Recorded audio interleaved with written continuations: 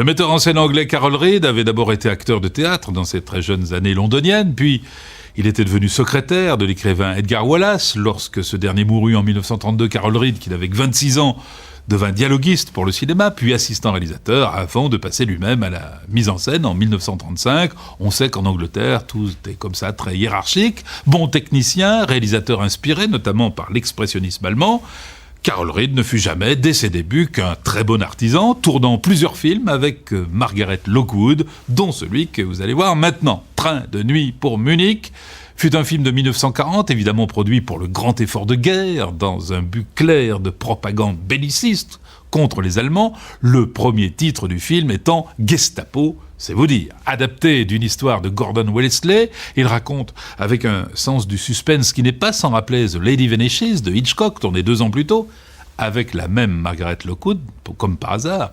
Il raconte l'histoire de la fille d'un directeur d'usine d'armement en Tchécoslovaquie qui sera convaincu par l'intelligence service anglaise de soustraire aux nazis certains secrets industriels. Margaret Lockwood joue donc ce personnage de Anna Bomash, qui sera malheureusement capturé, envoyé en camp de concentration, mais un agent anglais déguisé en nazi et joué par un Rex Harrison tout jeune, de 32 ans, va passer par là, et je ne vous en raconte surtout pas plus. Sachez seulement que ce film, pour ce qu'il doit à Carol Reed et pour ce qu'il doit indirectement à Alfred Hitchcock, n'en reste pas moins l'un des tout premiers films où, ça y est, la guerre est déclarée pour le cinéma anglais. Du coup, tous les moyens sont bons, y compris et surtout de montrer le vrai visage de l'espionnage allemand après l'incident de Venlo. Venlo, Quesaco.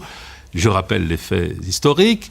Le 9 novembre 1939, la Gestapo avait mis en œuvre un plan diabolique pour capturer 2 agents des services secrets britanniques à Venlo, aux Pays-Bas.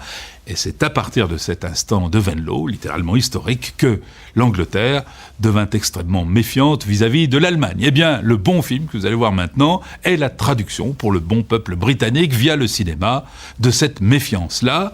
Voici Train de nuit pour Munich de Carol Reed, 1940.